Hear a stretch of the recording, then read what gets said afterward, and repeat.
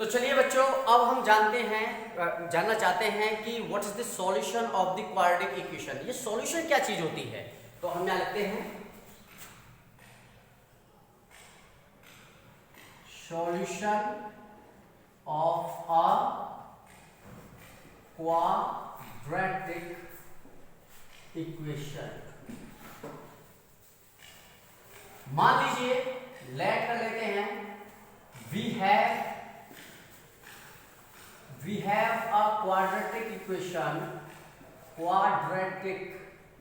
equation x square minus 3x plus 2 is equal to 0। मान लीजिए हमारे पास में ये एक क्वाड्रेटिक इक्वेशन है। अब सॉल्यूशन का मतलब क्या है? सॉल्यूशन का मतलब होता है बच्चों कि इसमें जो वेरिएबल है, जो अननोन क्वांटिटी है, उस क्वांटिटी की वैल्यू, कौन सी वैल्यू, बहुत सारी वैल्यू हो सकती है, x की तो बहुत सारी वैल्यू रखी जा सकती है, लेकिन शर्त यह है कि ऐसी कौन सी वैल्यू है x की जो मैं यहां पुट कर दूं तो ये दोनों साइडें बैलेंस में आ जाए। बैलेंस का मतलब ये भी 0 और ये भी 0 हो जाए। मान लीजिए मैंने यहां पुट किया, put x is equal to 2, तो हमें क्या मिलेगा? देखो 2 square minus 3 into 2 plus 2 is equal to 0।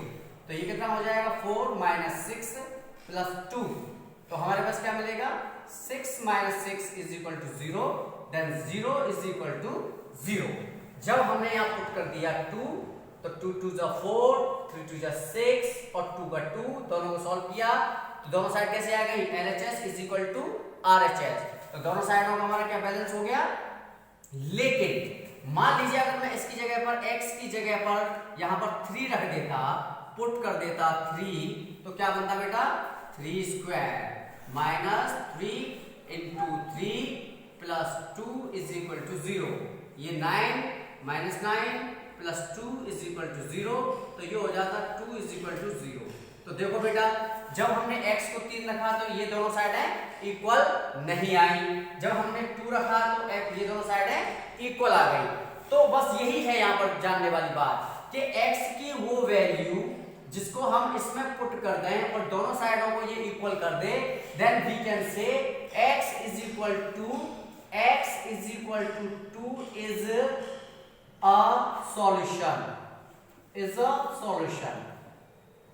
of given quadratic equation। तो x इज इक्वल टू 2 रखने पर ये 0 मिला, तो हमें ये इसका सॉल्यूशन मिला। यहां पर हम क्या कहेंगे? इस जगह पर हम क्या कहेंगे? इस जगह पर हम कहेंगे कि x is equal to 3 is not a solution of given quadratic equation. Clear हुआ? इसका मतलब क्या हुआ कि जैसे ही हमने x की वैल्यू पुट की इसमें और दोनों साइड इक्वल कर दी, तो हमारा अगर ये इक्वल आ गई है तो सॉल्यूशन है, इक्वल नहीं आई है तो सॉल्यूशन नहीं है। अब बात आती है कि यहाँ पर x की कितनी वैल्यू आएंगी। जैसे 2 आया, 2 के अलावा भी कोई वैल्यू आएगी या कोई और वैल्यू आएगी। तो एक सिंपल सी बात है इक्वेशंस में कि अगर यहाँ पावर 2 है तो इसकी जो वैल्यू आएंगी x की वो 2 आएंगी। अगर यहाँ पावर 3 है तो 3 वैल्यू x की होंगी जो इसको क्या करेंगी? सेटिस्फाई का मतलब LHS बराबर RHS करेंगी। अगर 4th पावर हो जाएगी तो यहाँ पर इसकी 4 वैल्यू आएंगी x की जो इन दोनों को सेटिस्फाई कर देंगी। अगर 5 पावर हो जाएगी तो 5 वैल्यू होंगी जो इन दोनों को सेटिस्फाई करेंगी। यानी कि जितनी पावर होगी x की उतने ही x की वैल्यू आएंगी जो हमारी इक्वेशन को क्या करती चली जाएंगी? सेटिस्फाई करती चली जाएंगी। अब यहां पर यह प्रश्न उठता है, तो हम क्या पहले क्वेश्चन करने से पहले ये पता कर सकते हैं कि क्या इसके वैल्यू आएंगी या नहीं आएंगी? जैसे कि फॉर एग्जांपल मैं यहां पर एक क्वेश्चन लिखूं, एक इक्वेशन लिखूं कि x square plus x plus 1 बराबर 0, तो क्या x की कोई ऐसी वैल्यू है जो इसको सेटिस्फाई कर देगी? तो हम कहेंगे कि यहां तो हमारे पास x की कोई ऐसी वैल्यू नहीं है जो इसको सेटिस्फाई कर दे, तो ये कैसे पता चलेगा हमें कि x की वैल्यू है सेटिस्फाई कर देगी या नहीं कर देगी, या कर ही नहीं देगी तो क्या हम उसमें लगे रहेंगे निकालने के लिए, ऐसे कैसे होगा। तो सबसे पहली बात ये होती है कि किसी भी क्वाड्रेटिक इक्वेशन का सॉल्यूशन हम निकाल सकते हैं या नहीं निकाल सकते हैं, इसके बारे में हम पहले से ही एक उसमें एक्सपेरिमेंट कर लेते हैं। उस एक्सपेरिमेंट का नाम है डिस्क्रिमिनेंट। डिस्क्रिमिनेंट को हम पहले सॉल्यूशन करते हैं और डिस्क्रिमिनेंट हमें ये बताता है कि हमारा सॉल्यूशन आएगा या नहीं आएगा, और आएगा तो कैसा आएगा, नहीं आएगा तो कैसा आएगा, कैसा नहीं आएगा सॉरी। तो मान लीजिए इस पहली कंडीशन होती है कि अगर d की वैल्यू ग्रेटर देन 0 आ जाए, दूसरी कंडीशन होती है अगर d इज इक्वल टू 0 आ जाए, और तीसरी कंडीशन होती है अगर d लेस देन 0 आ जाए। तो इसका मतलब अगर ये आ गया तो रियल नंबर आएंगे एंड डिस्टिंक्ट नंबर आएंगे, यानी रियल तो आएंगे अलग अलग आएंगे, ये आएगा तो रियल आएगा लेकिन इक्वल नंबर आएंगे, यानी कि अगर पहला नंबर 2 है तो दूसरा नंबर भी 2 ही आएगा। और अगर ये कंडीशन लग गई तो क्या कहेंगे हम, फिर इसमें नॉट रियल आएगा, नॉट रियल। तो इसका मतलब जब नॉट रियल है तो हम फाइंड आउट नहीं कर सकते, क्योंकि अभी हम इस क्लास में केवल और केवल रियल नंबर के साथ में डील करेंगे, रियल नंबर के अलावा कोई भी नंबर्स के साथ में हम डील नहीं करेंगे। तो जरा इस क्वेश्चन को देखिए, x² plus x plus 1 is equal to 0। तो ये d होता क्या है, d का फॉर्मूला होता है b² माइनस 4ac। तो d इज इक्वल टू, अब b कहां से मिलेगा, a कहां से मिलेगा, c कहां से मिलेगा, तो जस्ट इसके नीचे हम लिखते हैं ax² plus bx plus c is equal to 0। तो देखो a के ऊपर क्या आ रहा है, कुछ नहीं आ रहा है, जब कुछ नहीं आ रहा है वहां हम 1 मानेंगे, क्योंकि 1 का मल्टीप्लाई कर सकते हैं। तो a की वैल्यू 1, ऐसे b की वैल्यू भी यहां 1 हो जाएगी और c की वैल्यू भी 1 हो जाएगी। तो हम लिखेंगे 1² माइनस 4 इंटू 1 इंटू 1। तो d is equal to 1 minus 4। तो d की वैल्यू आ गई आपके पास -3। तो इसका मतलब क्या हुआ, -3 is less than 0, that means d is less than 0। तो नॉट रियल है, तो इसलिए इसका कोई भी सॉल्यूशन फाइंड आउट नहीं होगा। अब क्वेश्चन यहाँ पर ये उठता है, जो बच्चा जानना चाहते हैं वो ये जानने की कोशिश कर सकते हैं कि सर ये d बराबर हमने b² माइनस 4ac ही क्यों लिया, और दूसरी बात ये है सर कि जब यहाँ नेगेटिव d आ रहा है तो सॉल्यूशन क्यों नहीं निकल रहा है, इसके पीछे क्या कारण है। तो d जब नेगेटिव आ रहा है तो सॉल्यूशन नहीं निकल रहा है। दूसरी बात d बराबर b² माइनस 4ac ही कहां से ले लिया हमने। तो चलिए अब हम चर्चा करते हैं कि हमने d बराबर b² माइनस 4ac कहां से लिया, और d जब नेगेटिव आता है तो सॉल्यूशन क्यों नहीं निकल पाते हैं, इसके बारे में हम चर्चा आगे करते हैं। देखिए ध्यान से, मान लीजिए आपके पास में एक क्वाड्रेटिक इक्वेशन है, let ax² plus bx plus c is equal to 0 is a quadratic equation. तो अब देखिए इसमें आप दोनों साइडों में a का डिवाइड लगाइए, तो यहां लिख सकते हैं हम divided by a both side we get. आपको पता है हम क्या कर रहे हैं, हम ये पता करना चाह रहे हैं कि d को आखिर में हम b² माइनस 4ac ही क्यों कहते हैं, और d जब नेगेटिव होता है तो सॉल्यूशन हमारा क्यों नहीं निकल पाता है। ये दो प्रश्नों के उत्तर हम यहाँ पर निकालने की कोशिश कर रहे हैं, ढूंढने की कोशिश कर रहे हैं। तो हमें a का डिवाइड लगाएंगे तो यहाँ क्या मिलेगा, x² प्लस यहाँ क्या मिलेगा b/ax प्लस यहाँ क्या मिलेगा c/a, और जब 0 में डिवाइड लगाएंगे बेटा तो 0 मिल जाएगा।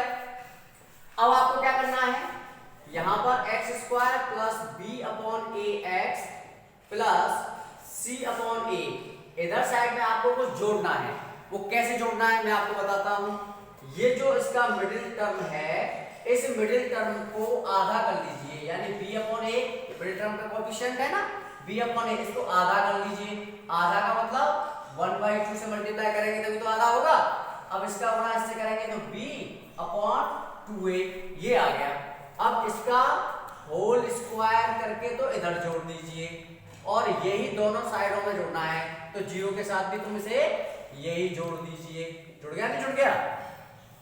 तो हमने क्या करना है, पहले a का डिवाइड लगाया, फिर हमारे पास ये b/a आया, इसका हमने आधा कर दिया और आधा करने के बाद में स्क्वायर किया, स्क्वायर करके इधर भी जोड़ दिया और इधर भी जोड़ दिया। तो देखो बेटा अब हमारा क्या बनेगा, ये X square plus B upon A X, ये है ये, इसको इसके साथ में लिख दो, प्लस बी अपॉन 2a का होल स्क्वायर, और यहाँ पर क्या रह गया c अपॉन ए, और यहाँ क्या रह गया B square upon 4a square. तो बेटा देखो यहाँ से लेकर के जितना भी ये है जो हिस्सा हमारा, इस हिस्से को हम क्या लिख सकते हैं, हम लिख सकते हैं x plus B upon 2a का होल स्क्वायर। कैसे लिख सकते हैं होल स्क्वायर, देखो इसका होल स्क्वायर खोलने की कोशिश करो तो कैसे खोलोगे, a स्क्वायर प्लस फिर क्या लिखोगे b square plus 2 into a into b लिखोगे, तो 2 से 2 कट जाएगा, क्या बचेगा यहाँ पर x square plus b upon 2a का whole square plus b upon a x। देखो ये लिखा हुआ है ना, ये यहाँ लिखा हुआ है, तो इसका मतलब क्या हुआ, इसको हम ये लिख सकते हैं। ये बात क्लियर हो गई आपकी, इसको हम ऐसे लिख सकते हैं। तो इसके बाद में हम आगे बढ़ेंगे, इसको हम इधर भेजेंगे तो क्या मिलेगा हमें b square upon 4a square minus c upon a। हमने यहाँ से एलसीएम ले लिया, तो 4a स्क्वायर यहाँ क्या मिला बेटा हमें b स्क्वायर, यहाँ क्या मिला हमें 4ac, और यहाँ क्या मिला हमें x plus b upon 2a का होल स्क्वायर। तो ये मिल गया x plus b upon 2a का whole square is equal to b square minus 4ac upon 4a square. यहां से स्क्वायर हटेगा तो उधर अंडर रूट चढ़ जाएगा, तो x plus b upon 2a is equal to under root plus minus में चढ़ जाता है b square minus 4ac upon, और इस पे अंडर रूट चढ़ेगा तो क्या बचेगा 2a। तो आपके पास x की वैल्यू क्या आ गई, इसको भी इधर ले जाएंगे आप, minus b upon 2a plus, तो यहाँ पर क्या हो जाएगा plus minus under root b square minus 4ac upon 2a। तो देखो बेटा आपके पास क्या मिला, तो आपको यहाँ पर मिला, क्या मिला देखो ध्यान से, यहाँ पर मिला आपको x is equal to 2a, हमने क्या लिया यहाँ से एलसीएम ले लिया, तो 2a एलसीएम लेने के बाद हमें क्या मिला x minus b plus minus under root b square minus 4ac upon में 2a। तो देखिए यहाँ पे ध्यान से, सबसे पहली बात कि हमने ये प्लस माइनस क्यों लिखा है इसके बारे में हम चर्चा करेंगे, बताएंगे आपको प्लस माइनस क्यों आ जाता है। लेकिन अब यहाँ पर आप देखिए कि ये है आपकी x की वैल्यू, ठीक है, इधर x आ गया x की वैल्यू, तो देखो यहाँ पर x की वैल्यू है ये माइनस b है, यहाँ abc की वैल्यू आप पुट रखोगे ना तो फिर आपको x की वैल्यू मिल जाएगी। वही तो हम निकाल रहे थे सॉल्यूशन, और तो x का सॉल्यूशन निकाल रहे थे हम, तो यहाँ x का सॉल्यूशन मिल जाएगा। लेकिन अगर मान लीजिए हमने ये सॉल्यूशन किया और यहाँ पर हमने ये क्वेश्चन दिया कि x square plus x plus 1 is equal to 0, तो देखो जरा ध्यान से, x बराबर माइनस 1, b की value minus 1 plus minus under root 1 minus 4 upon 2 into 1 यानी 2 आ जाएगा, तो x is equal to minus 1 plus minus under root minus 3 upon 2। तो देखिए यहाँ पर अंडर रूट के अंदर माइनस 3 आया नहीं आया, क्या आप इस माइनस 3 को सॉल्यूशन कर सकते हो। मैंने आपको शुरुआत में बताया था कि अंडर रूट के अंदर अगर कोई नेगेटिव नंबर आ जाएगा तो हम उसे सॉल्यूशन नहीं कर पाएंगे। इसका मतलब क्या हुआ कि यहाँ पर अगर ये सॉल्यूशन नहीं होगा तो फिर अब x की वैल्यू सॉल्यूशन होकर आएगी क्या, कुछ नहीं आएगी, क्योंकि यहाँ पर इसका सॉल्यूशन हमारे पास है ही नहीं। जब सॉल्यूशन नहीं है हमारे पास में तो इसकी कोई वैल्यू आने वाली नहीं है। तो इसका मतलब क्या हुआ, तब उन्होंने कहा कि ये जो अंदर है b स्क्वायर माइनस 4ac, इसको हम d कहेंगे, d बराबर b स्क्वायर माइनस 4ac, और इसकी वैल्यू अगर 0 आ जाएगी तब भी अंडर रूट निकल आएगा, और प्लस की आ जाएगी तब भी अंडर रूट निकल आएगा, लेकिन नेगेटिव आ जाएगी तो अंडर रूट नहीं निकलेगा। इसलिए वहां पर हमने लिखा कि d अगर ग्रेटर देन 0 है तो निकलेगा कि वैल्यू आएंगी, d की वैल्यू 0 आ रही है तो वैल्यू निकल के आएंगी, लेकिन d अगर नेगेटिव में आएगा तो वैल्यू नहीं निकलेंगी। और हमने ये भी पता कर लिया कि ये b स्क्वायर माइनस 4ac जो होता है इसको ही हम शॉर्टकट में d बोलते हैं, डिस्क्रिमिनेंट। तो दोनों प्रश्नों का उत्तर हमारे समझ में आ गया कि b स्क्वायर माइनस 4ac को ही डिस्क्रिमिनेंट क्यों बोला, इसको यहां से लिख दिया d। और दूसरी बात यह है कि हमारे पास d नेगेटिव है तो हमारी वैल्यू क्यों नहीं आ रही है, क्योंकि नेगेटिव नंबर का हम स्क्वायर रूट फाइंड आउट नहीं कर सकते हैं। अब यहाँ पर एक बात समझ लीजिए कि जब मैंने इधर से स्क्वायर हटाया तो इधर प्लस माइनस लगाया, ऐसा क्यों किया? तो देखिए, अगर आपसे कोई यूं कहे कि अंडर रूट 16 फाइंड आउट कर लीजिए तो सीधे सीधे आप उत्तर लिखेंगे 4। अगर मान लीजिए मैं लिखूं यहाँ पर x square is equal to 16 तो आप देखिए कि ये क्वाड्रेटिक इक्वेशन बन गई नहीं बन गई? तो क्वाड्रेटिक इक्वेशन बनेगी तो इसका मतलब x की दो वैल्यू निकल के आएंगी। तो x की वैल्यू दो वैल्यू कैसे निकल के आएंगी? a square minus b square is equal to 0, तो ये हो जाएगा x माइनस 4, ये हो जाएगा x plus 4 is equal to 0। जब इसको 0 के इक्वल करूंगा तो x minus 4 is equal to 0, then x की वैल्यू 4 और इसको मैं करूंगा तो कितना आएगा? x is equal to minus 4। तो देखो जरा ध्यान से, x की वैल्यू एक पॉजिटिव 4 निकली, एक नेगेटिव 4 निकली। तो हम क्या लिखते हैं, जब x square is equal to 16 होता है और x बराबर हम यहाँ पर अंडर रूट लगाते हैं तो हम इसे यहाँ पर क्या लिखते हैं? प्लस माइनस, क्योंकि वैल्यू हमारे दो निकलेंगी तो इसलिए प्लस माइनस 4 लग दिया। लेकिन अगर ये खाली ये लिखा हुआ है तो सीधे 4 आएगा, और लेकिन इसके अलावा इधर यहाँ वैल्यू x स्क्वायर में लगी हुई है तो ये वैल्यू कितनी आएगी? प्लस की और माइनस की। इज दैट क्लियर बेटे?